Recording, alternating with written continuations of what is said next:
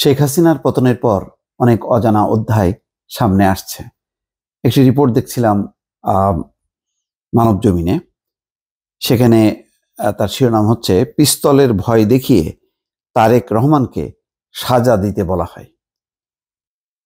এই কাহিনীটা কিছু জানি যে মোতাহার হোসেন রীতিমতো প্রাণ নিয়ে পালিয়েছিলেন মালয়েশিয়ায়। দীর্ঘদিন থেকে তিনি সম্ভবত সেখানে আছেন। তো তার বক্তব্যকে ঘিরে মানবজমিনে একটি রিপোর্ট করেছে। আদালত শেখ হাসিনার সময় কেমনভাবে পরিচালিত হয়েছে তার বর্ণনা এখানে পাওয়া যায়।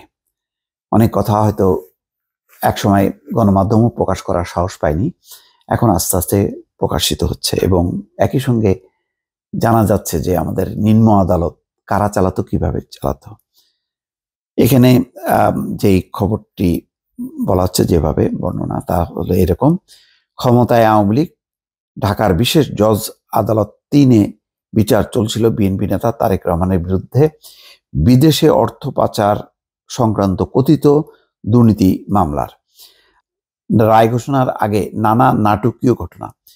বিচারক মোতাহার হোসেন স্বাভাবিকভাবে মামলার রায় ঘোষণার প্রস্তুতি নিচ্ছিলেন, কিন্তু হঠাৎ বদলে যায় দৃশ্যপট। চারিদিক থেকে আসতে থাকে নানা চাপ, হুমকি।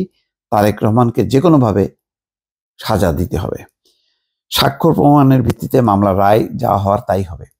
বিচারক প্রথমে এমন মনোভাব প্রকাশ করলে তার উপর চাপ আরো বেড়ে যায়। আইন মন্ত্রণালয়ের কর্মকর্তা আবু সালেহ শেখ মোহাম্মদ জহিরুল হক দুলাল সরাসরি যোগাযোগ করেন মোতাহার হোসেনের সঙ্গে। চলে আলোচনা। বিচারকের মনোভাব দেখে ভয় দেখানোর কৌশল নেন দুলাল। ধানমন্ডিতে উচ্চ আদালতের এক বিচারপতির বাসায় ডাকা হয় মোতাহার হোসেনকে। সেখানে উপস্থিত হন জহিরুল হক দুলাল, সঙ্গে কয়েকজন গোয়েন্দা কর্মকর্তা। কয়েকজন কোমরে পিস্তল গুজে সেখানে প্রবেশ করেন। বিচারক মোতাহার হোসেনকে বলা হয় তারেক রহমানকে যে কোনো মূল্যে সাজা দিতে হবে।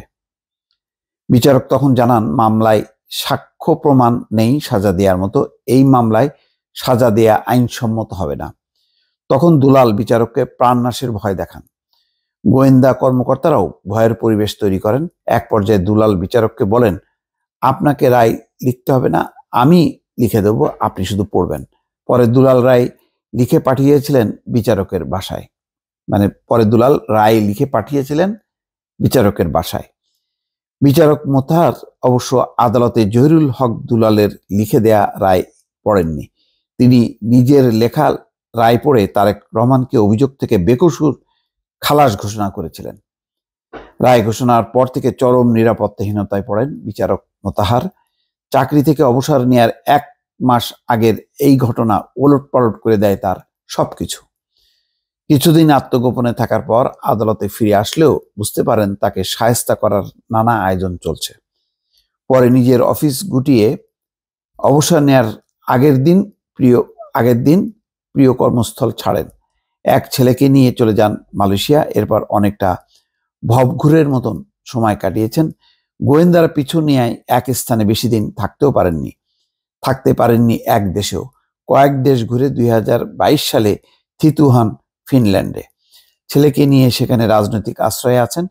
5ই আগস্ট ছাত্র জনতার গণঅভ্যুত্থানের পর দেশে ফেরার চিন্তা করছেন বিচারক মোতাহার হোসেন। তাহলে বুঝতে পারছেন যে সেই আইন মন্ত্রণালয়ের সচিব দুলাল থেকে শুরু করে নিচের সমস্ত জায়গায় মন্ত্রী, সচিব, তারা আদালতকে নিয়ন্ত্রণ করতেন এবং বাধ্য করতেন যে তারা যা পছন্দ করতেন সেইভাবে রায় দিতে। কোনো কোনো বিচারক খুব ব্যতিক্রমী, 2-1 বিচারক রিভল্ট করতেন, তারা দিতেন না।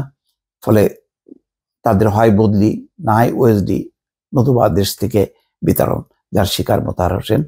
আবার অধিকাংশ ক্ষেত্রেই ওই আইন মন্ত্রণালয়ের দুলাল হোক, আইন মন্ত্রীর দপ্তর থেকে হোক, যে রায় লিখে দেওয়া হতো সেই রায় তারা পড়তেন। এইভাবেই চলছিল আমাদের নিম্ন আদালত। দর্শক, ভালো থাকবেন। আল্লাহ হাফেজ।